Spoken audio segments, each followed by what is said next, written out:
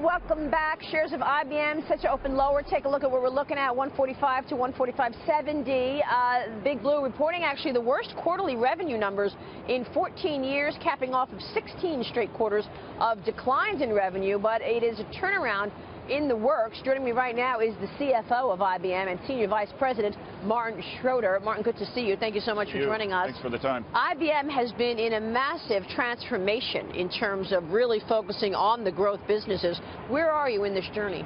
So we're continuing to make a lot of progress. We invest quite heavily in what we call our strategic imperatives, and our strategic imperatives really represent the areas our clients are moving to and the areas our clients are asking us to move them to, things like cloud, things like analytics, and things like these new ways of engaging with their clients. And so where we invest, we grow quite well. And then obviously we're in markets, because we are the incumbent in enterprise, we're in markets that are declining. And so we continue to shift our investments, and we're seeing very good progress in that shift and in the growth we're getting out of those new businesses. Which speaks to your own maneuvering, the divestitures that we've seen, as well as the acquisitions that we've seen. So tell us where you want to allocate capital and energy in terms of where the growth story is right now at IBM. So in terms of acquisitions, we've been very active over the last 12 months. So we've spent now about $9 billion over the last 12 months, which is more than we've invested on a 12-month period in the history of IBM. So in 104 years, this is sort of the biggest investment in acquisitions.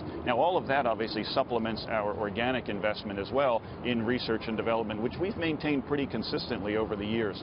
Now we're focused on building out a cloud platform that's global. So for instance, we have a video offering in the IBM cloud that will allow not only the leaders, if you will, in those who are bringing video like media and entertainment companies through a cloud offering, but now we're bringing new clients onto these kinds of platforms, and with our industry expertise we can help retailers and help automakers also take advantage of video delivered via the cloud. Yeah, this is really important because you've got an installed base of Fortune 500 companies, in fact, trying to adapt to new ways of doing things.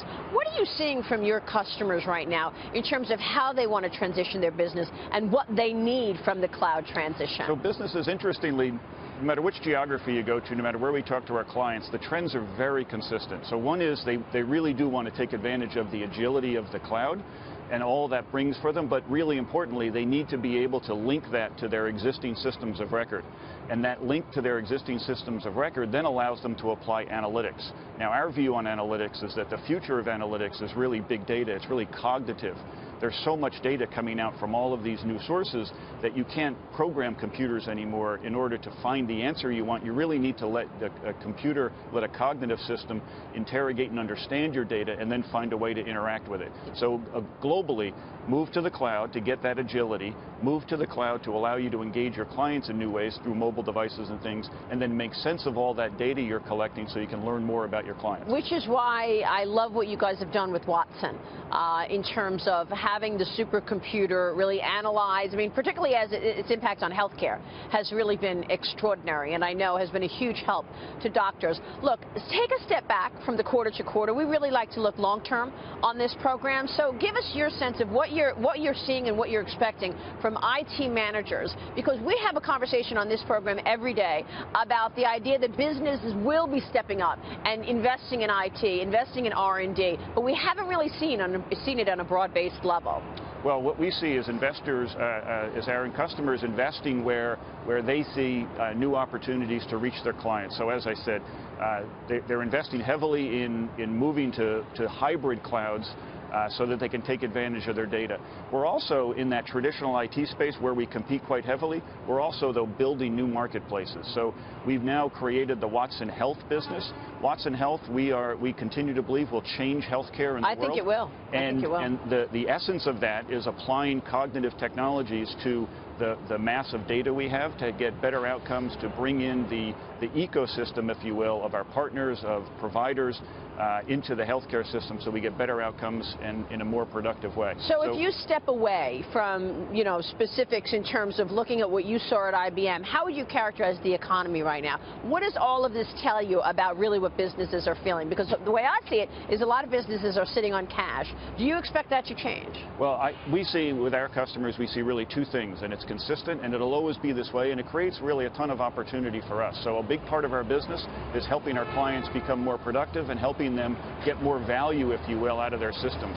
Productivity for our clients does mean for us reduced revenues, and that's really the way a lot of our services business is structured.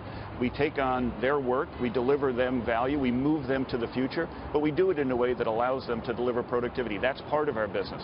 But a big part of our business is also moving them into the future where we create new value with things like Watson and Cognitive. So our business is always mixed between those two, and our clients are always going to do those two. They're going to take their existing IT systems and make sure they're as productive as they can be, and they're going to reinvest. And that's also what our revenue streams represent. What kind of a year are you expecting? I think we have ahead of us another year where we make very good progress in our strategic imperatives, where we continue to grow double-digit, and we'll continue to shift our investments. We now have, with this $9 billion of acquisitions over the last 12 months, we've got a lot of new content coming online, really not yet in the revenue performance of IBM, so we'll see that try to trail in over the year, and then continued investments to make sure that those are growing and those are delivering the kinds of results that our clients expect. Here we are in New York, IBM, one of the largest companies in New York. Do you have an opinion on a candidate that has the best business plan for business? We interact with every government around the world. We have big clients everywhere, so we'll follow along, and then we'll make sure that we can work with all the governments that we have an open and innovation kind of policies in place. So I know you do. Like IBM can real quick, the international story, is that slower than the U.S.? No, we see pretty good growth everywhere. Now, there are certain places where we're seeing some challenges because either we've had big years in the past, like Brazil, but we are seeing pretty good growth opportunities around the world. Martin, it's good to see you. Thanks so much for joining us this morning.